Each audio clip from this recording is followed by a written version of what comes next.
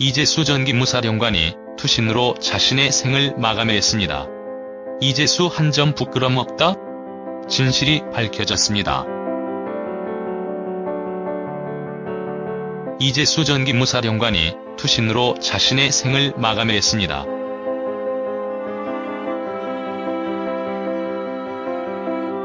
지난 3일 검찰이 구속영장을 신청했지만 법원이 반대했는데 결국 이렇게 죽음을 맞이할 것이라고 법원은 생각하지 못했던 것 같습니다. 이재수 전기무사령관은 세월호 유가족의 정치 성향 등 동향과 개인 정보를 지속적으로 수집 및 사찰하게 하고 경찰청 정보국으로부터 진보단체 집회 계획을 수집해 재향군인회에 전달토록 지시한 혐의를 받고 있었습니다.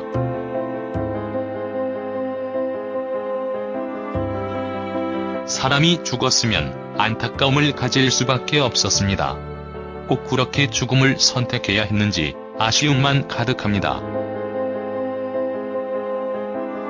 이재수 전기무사령관은 최근 우리나라에서 가장 엄혹한 시기에 기무사령관을 하면서 자신이 선택을 했고 그로 인해서 법과 국민 앞에서 심판을 받아야 했습니다.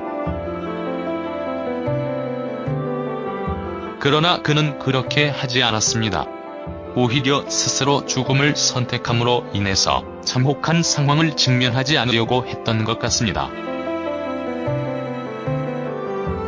물론 혹자는 이재수 전기무사령관이 자살당했다라고 표현을 하기도 합니다만 무조건적인 음모론은 배격해야만 합니다. 실질적으로 경찰과 검찰이 이재수 전기무사령관의 투신한 상황과 몸을 부검해보고 나서 그러한 의심을 하는 것이 맞습니다. 지금 당장은 그의 죽음을 애도하는 것이 먼저라고 봅니다.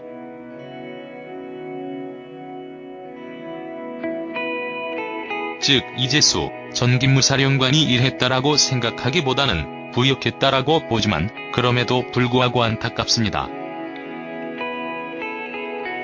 이명박 대통령과 박근혜 대통령 시대에는 많은 군인들, 경찰들 그리고 정부 관계자들이 선택을 해야만 하는 시기였습니다. 그 당시 그들의 불법에 같이 참여할 것인가 아니면 불법 앞에 막아서고 절대로 안 된다고 이야기하고 퇴직을 할 것인가라고 말입니다. 그러나 이재수 전기무사령관은 그들과 부안해동하는 것을 선택하였고 그로 인해서 수없이 많은 사람들이 피해를 입었습니다. 그렇기에 이재수 전기무사령관을 애도하지 못하겠다고 말하는 사람들을 비난할 수 없습니다. 그들을 질타할 수 없습니다. 분명히 그들은 피해를 입었고 이재수 전기무사령관도 그에 따른 처벌을 받아야 했는데 스스로 그 오욕을 참아내지 못하고 그에게 당한 오욕을 참아낸 사람들도 있었음에도 불구하고 결국 스스로 목숨을 끊은 것입니다.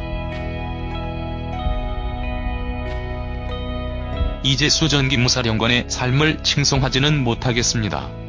오히려 그의 삶을 비난할 수밖에 없다고 봅니다.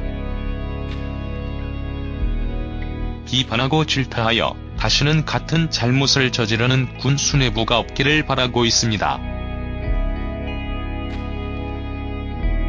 그럼에도 불구하고 그의 사망, 그의 투신은 안타깝기 그 없습니다.